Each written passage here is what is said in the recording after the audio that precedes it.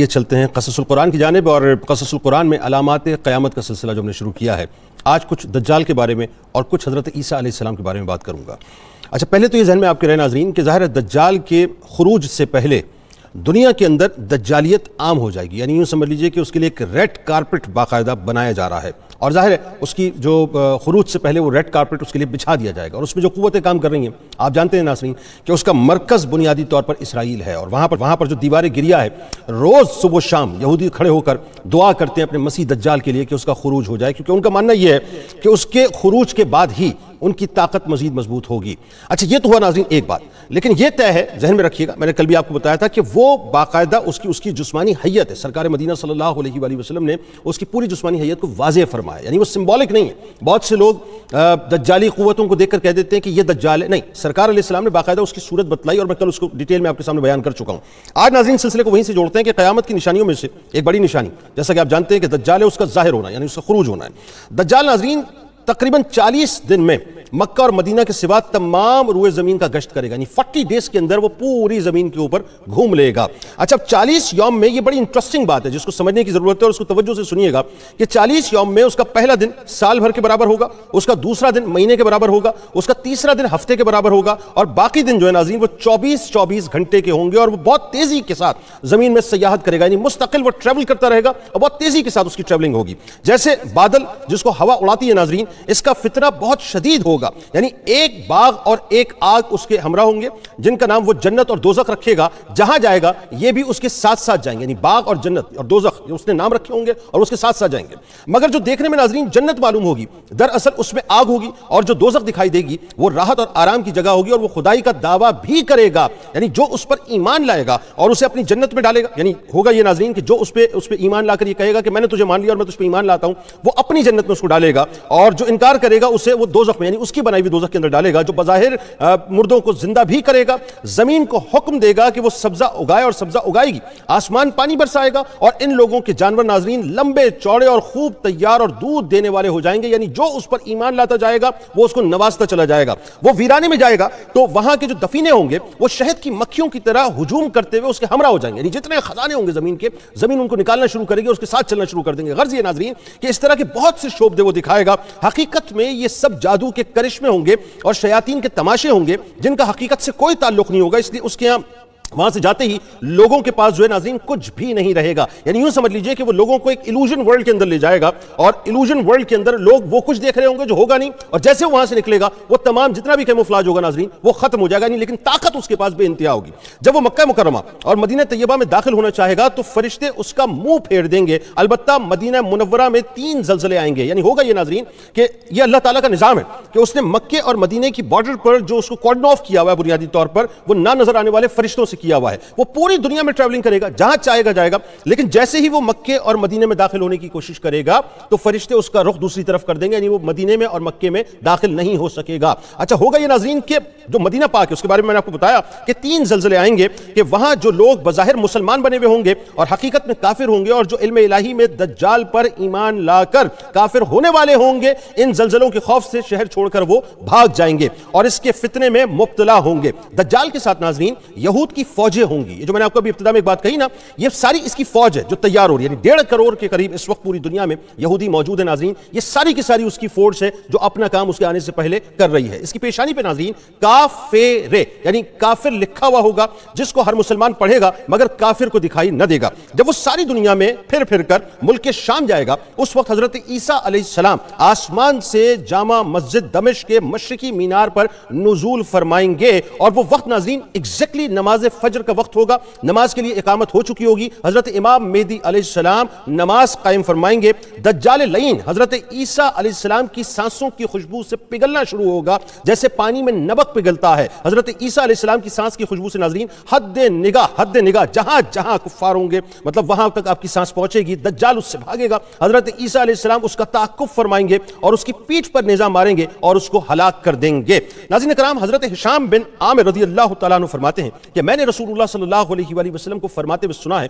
کہ حضرت آدم علیہ السلام سے لے کر قیامت تک اللہ تبارک و تعالیٰ کی مخلوق میں سے فتنہ دجال سے برا اور کوئی فتنہ نہیں ہے۔ حضرت عبداللہ ابن مسعود رضی اللہ تعالیٰ عنہ سے روایت ہے کہ رسول اللہ صلی اللہ علیہ وآلہ وسلم نے فرمایا کہ بے شک اللہ تعالیٰ نے یہ بات تم سے پوشیدہ نہیں رکھی کہ اللہ تعالیٰ کانا نہیں ہے، جبکہ دجال دائنی آنکھ سے کانا ہے اور اس کی آنکھ گویا پھولے ہوئے انگور کی طرح ہے۔ ناظرین کرام، سیدنا ابو ہریرہ رضی اللہ تعالیٰ عنہ سے روایت ہے کہ رسول اللہ صلی اللہ علیہ وآلہ وسلم نے فرمایا کہ کیا میں تمہیں دجال کے متعلق ایک ایسی بات نہ بتلاؤں جو کسی نبی نے اپنی امت کو نہیں بتائی؟ بے شک وہ کانا ہے اور اپنے ساتھ جنت و دوزخ جیسی چیزیں لے کر آئے گا، اور میں تمہیں ڈراتا ہوں جیسے حضرت نوح علیہ السلام نے اپنی قوم کو ڈرایا ہے۔ کل میں نے آپ کو بتایا تھا ناظرین کہ اس کی بائیں آنکھ جو ہے وہ سپاٹ ہوگی اور ایک ستارہ جیسا جو سب ستارہ وغیرہ اس کی بائیں آنکھ میں چمک رہا ہوگا، اور دائیں آنکھ اس کی ہوگی لیکن وہ پھولی ہوئی ہوگی انگور کی طرح۔ حضرت عبادہ بن صامت رضی اللہ تعالیٰ عنہ سے روایت ہے کہ رسول اللہ صلی اللہ علیہ وآلہ وسلم نے فرمایا کہ میں نے تمہیں دجال سے متعلق بتا دیا اور مجھے ڈر ہے کہ وہ تمہاری سمجھ میں نہ آئے۔ سنو،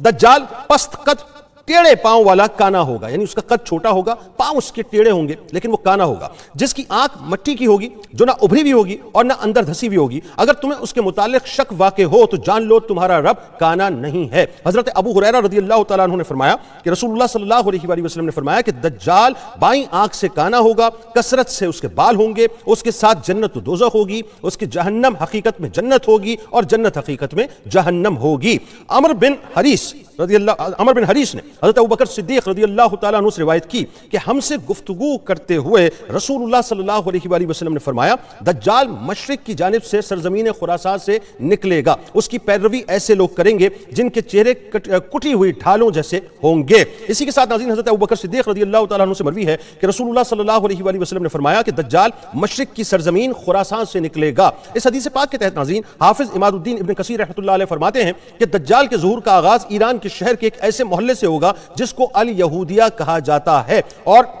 آج لوگ بتلاتے ہیں ناظرین کہ وہاں پر تقریباً کوئی 70-80 ہزار کے قریب اب بھی یہودیوں کی آبادی موجود ہے۔ حضرت انس بن مالک رضی اللہ تعالیٰ عنہ سے روایت ہے کہ رسول اللہ صلی اللہ علیہ وآلہ وسلم نے فرمایا کہ ایران کے شہر اصفہان کے 70,000 یہودی سیاہ چادریں اوڑے ہوئے دجال کا ساتھ دیں گے۔ حضرت عبداللہ بن عمر رضی اللہ تعالیٰ عنہ سے روایت ہے کہ حضور نبی کریم صلی اللہ علیہ وآلہ وسلم نے ارشاد فرمایا کہ وادی مرقنات کی اس سرزمین شور میں دجال پڑاؤ ڈالے گا تو اس کی طرف نکل کر آنے والوں کی اکثریت، سننے والی بات، اکثریت عورتوں کی ہوگی، یہاں تک کہ آدمی اپنی بیوی، بہن، بیٹی، پھپھی کو اس خوف سے رسی میں جکڑ دے گا کہ کہیں وہ اس کے پاس نکل نہ بھاگے۔ ایک لمحے بعد سمجھاؤں روک کے آپ کو ناظرین، یہ جو دجال کی سپورٹرز بتائے گئے، جیسے کہ کیٹیگوریکل حدیث کے اندر آپ یہ دیکھیے کہ مختلف رشتے بھی گنوائے گئے، یہ دجال کے پاس بھاگیں گی باقاعدہ۔ اور اگر آج آپ غور کریں، یہ جو مائی باڈی مائی چوائس کا نعرہ ہے ناظرین، اور یہ جتنا مضبوط ہوتا جا رہا ہے پوری دنیا میں، اور ایک خاص فنڈنگ کے تحت ان کو مضبوط کیا جا رہا ہے، اور ان کے پیچھے جو ہے باقاعدہ طاقتیں لگی ہوئی ہیں اور وہ متنفر کر رہی ہیں خواتین کو فیملی سسٹم سے، شترے بے مہار کر رہی ہیں، آزاد کر رہی ہیں۔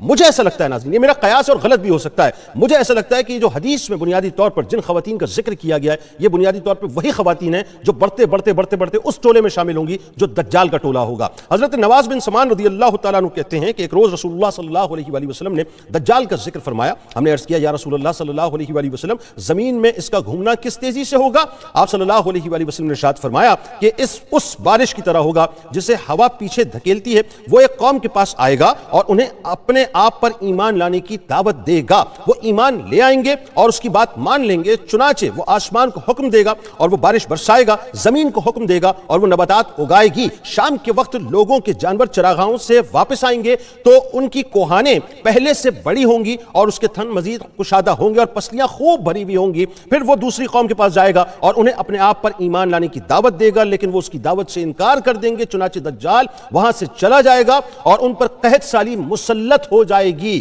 اور ان کے مالوں میں سے کچھ بھی ان کے پاس نہ رہے گا۔ دجال ویران مقام کی طرف چلا جائے گا اور زمین کو حکم دے گا کہ اپنے خزانے اگل دے، تو زمین اپنے خزانے اس طرح نکال کر اکٹھا کر دے گی جس طرح شہد کی مکھیاں بڑی مکھیوں کے گرد ہجوم بنایا کرتی ہیں۔ ناظرین کرام ذرا توجہ کیجیے گا، یہ اتنا شدید اور اتنا بڑا فتنہ ہے جس کے بارے میں سرکار علیہ السلام نے فرمایا، یعنی آدم علیہ السلام سے لے کے قیامت تک دجال سے بڑا کوئی فتنہ نہیں ہے۔ اللہ تبارک و تعالیٰ ہم سب کو محفوظ فرمائے، لیکن لوگ اس حقیقت کو نہ جانتے ہیں، نہ سمجھتے ہیں، نہ پڑھتے ہیں، نہ اس کی تیاری کرتے ہیں۔ حضرت اسماء بنت یزید رضی اللہ تعالیٰ عنہ نے فرمایا کہ رسول اللہ صلی اللہ علیہ وآلہ وسلم میرے گھر پر تشریف فرما تھے تو آپ نے دجال کا ذکر کرتے ہوئے فرمایا کہ اس سے پہلے 3 سال ہیں۔ پہلے سال آسمان تہائی بارش روک لے گا اور زمین تہائی نباتات، دوسرے دوسرے سال آسمان 2/3 بارش روک لے گا اور زمین 2/3 نباتات، اور تیسرے سال آسمان ساری بارش روک لے گا اور زمین سارے نباتات، اس وقت کھروں والا اور دانتوں والا کوئی جانور باقی نہیں رہے گا